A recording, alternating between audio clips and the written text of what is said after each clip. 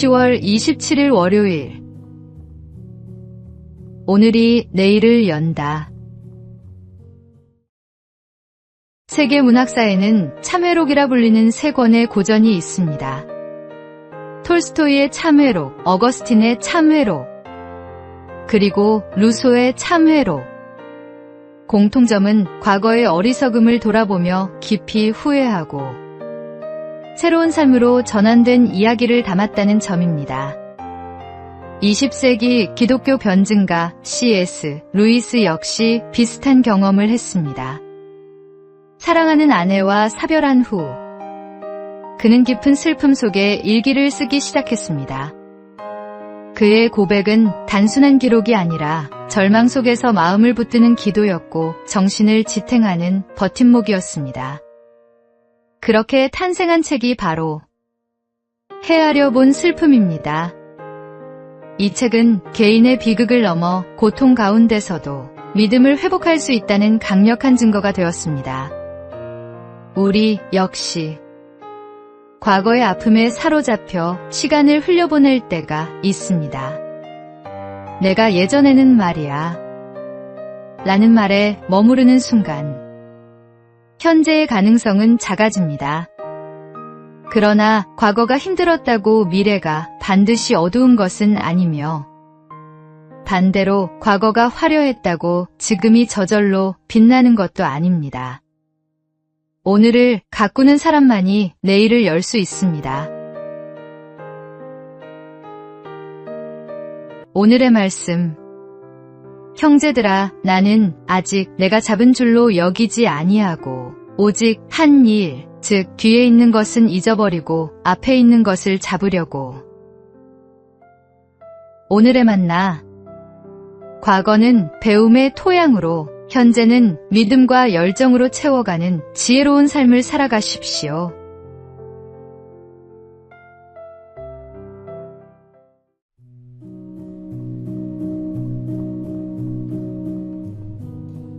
(10월 28일) 화요일. 메가케로스의 교훈. 옛날 지구상에는 메가케로스라는 거대한 뿔을 가진 사슴이 살고 있었습니다. 양쪽으로 길게 뻗은 뿔은 그 크기만 해도 3m에 달했다고 합니다. 웅장하고 화려한 뿔은 이 사슴의 자랑이자 자부심이었습니다. 그러나 바로 그 뿔 때문에 메가케로스는 멸종하고 말았습니다. 뿔이 너무 무겁고 불편해서 도망치지 못해 맹수들에게 잡아먹혔습니다. 자신이 가장 자랑하던 것이 결국 생명을 위협하는 짐이 된 것입니다. 많은 사람들이 화려한 명예, 높은 지위, 사람들의 박수와 같은 큰 뿔을 얻기 위해 애를 씁니다. 그리고 그것을 붙잡은 순간 행복이 올 것이라 기대합니다. 하지만 세상의 화려한 뿔은 오히려 사람을 억누르고 때로는 파멸의 원인이 되기도 합니다. 반대로 내게 자랑할 만한 뿔이 없다고 해서 불행한 것은 아닙니다. 오히려 그것은 하나님 앞에서 더 안전할 수 있는 은혜일지 모릅니다. 하나님은 우리의 외적인 자랑이 아니라 겸손히 주님께 의지하는 마음을 기뻐하십니다. 세상이 자랑하는 뿔을 좇지 마십시오. 하나님이 주시는 은혜와 성령의 인도하심을 좇으십시오. 진짜 축복은 내가 붙잡은 뿔이 아니라 나를 붙드시는 주님께 있습니다. 오늘의 말씀. 하나님이 교만한 자를 물리치시고 겸손한 자에게 은혜를 주신다 하였느니라. 오늘의 만나. 세상이 추구하는 것들보다 하나님이 기뻐하시는 겸손한 마음이 진정한 보물입니다.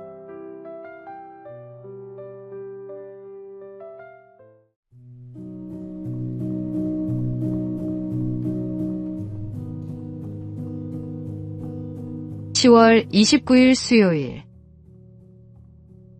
닫힌 문 너머의 축복. 언젠가 한 권사님의 간증을 들었습니다. 그 권사님은 한국 시각장애인 최초의 박사이자 미국 조지 W. 부시 행정부에서 백악관 국가장애 위원회 정책차관보를 지낸 강영우 박사님의 부인이십니다.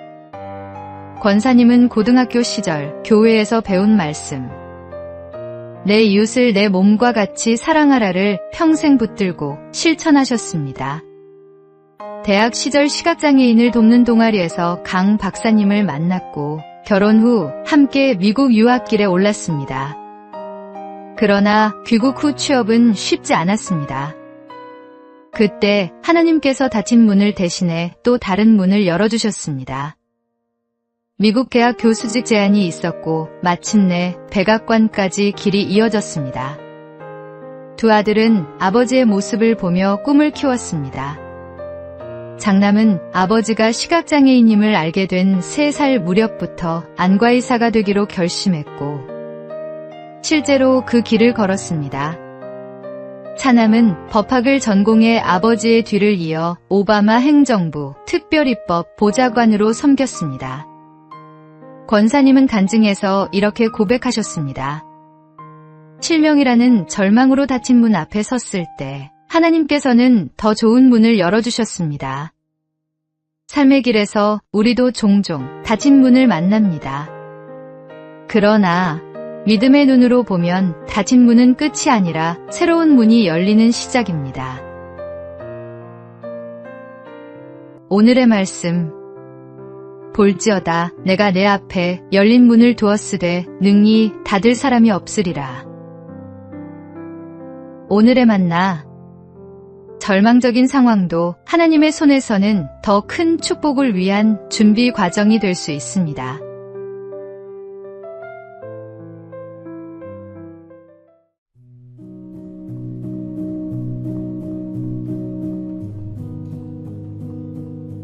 (10월 30일) 목요일. 낙타의 지혜. 낙타는 하루의 시작과 끝을 반드시 주인 앞에 무릎을 꿇으며 맞이합니다. 저녁이 되면 등에 진 무거운 짐을 내려놓기 위해 무릎을 꿇고 아침이 되면 다시 새로운 짐을 싣기 위해 주인 앞에 엎드립니다. 낙타의 주인은 그가 감당할 수 있는 무게를 잘 압니다. 그래서 결코 짊어질 수 없는 짐을 얹지 않습니다.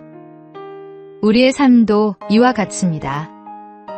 하나님은 우리를 누구보다 잘 아시는 분입니다. 우리가 감당할 수 없는 무거운 짐을 맡기시는 분이 아닙니다. 새에게 날개는 무겁습니다. 그러나 그 날개 덕분에 하늘을 날 수 있습니다. 마찬가지로 크리스천의 삶에도 짐이 있습니다. 때로는 육체의 연약함이라는 짐, 때로는 마음의 상처와 관계의 갈등이라는 짐, 또 때로는 맡겨진 사명의 무게라는 짐입니다. 그러나 바로 그 짐이 우리를 주님께 더 가까이 나아가게 하고 믿음의 성장을 이끌어 갑니다. 그러므로 아침이 될 때마다 하나님 앞에 무릎을 꿇으십시오. 그 무릎 꿇음이 단순한 습관이 아니라 하루를 여는 신앙의 고백이며 새로운 힘을 얻는 출발점이 되기 때문입니다. 오늘의 말씀. 수고하고 무거운 짐진 자들아 다 내게로 오라. 내가 너희를 쉬게 하리라. 오늘의 만나. 하나님이 맡기신 짐을 겸손히 받아들이고 그 안에서 성장하는 은혜를 경험하시기 바랍니다.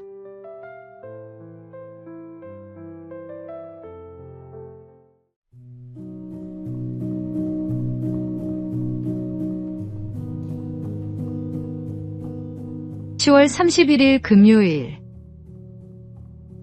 도끼날을 가는 시간.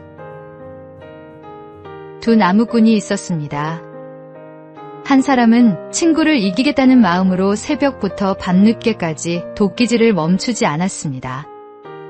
그러나 다른 이는 50분 일하고 10분은 꼭 쉬었습니다. 산을 내려올 시간이 되어 보니 쉬어가며 일한 친구가 오히려 더 많은 장작을 준비했습니다. 놀란 첫 번째 나무꾼이 이유를 묻자 친구는 이렇게 대답했습니다. 나는 쉬는 시간마다 도끼날을 갈았네. 한 달을 마무리하는 오늘, 우리의 삶도 이와 같지 않을까요? 아무리 바쁘게 살아도 멈추어 서서 도끼날을 갈지 않으면 결국 열매는 빈약할 수밖에 없습니다. 하나님과 동행하는 시간, 말씀 앞에 서는 시간, 감사와 기도로 자신을 다듬는 시간이 바로 도끼날을 가는 시간입니다. 지나온 한 달 동안 혹시 무조건 앞만 보고 달려오지 않았습니까? 이제는 잠시 멈추어 도끼날을 갈아야 할 때입니다. 한 달의 마지막 날은 단순히 끝이 아니라 새로운 달을 더 잘 살아가기 위한 준비의 시간입니다. 작은 쉼과 성찰이 오히려 더 큰 능력이 되어 다가올 날들을 이기게 합니다. 오늘 10분이라도 하나님과 함께 머무르십시오. 그 짧은 시간이 당신의 마음을 새롭게 하고 다가올 한 달을 더 깊고 풍성하게 열어줄 것입니다. 오늘의 말씀, 너희를 향한 나의 생각을 내가 아나니 평안이요 재앙이 아니니라. 너희에게 미래와 희망을 주는 것이니라. 오늘의 만나, 바쁜 일상 속에서도 하나님과 함께하는 시간을 통해 영적 도끼날을 날카롭게 하는 지혜를 가지십시오.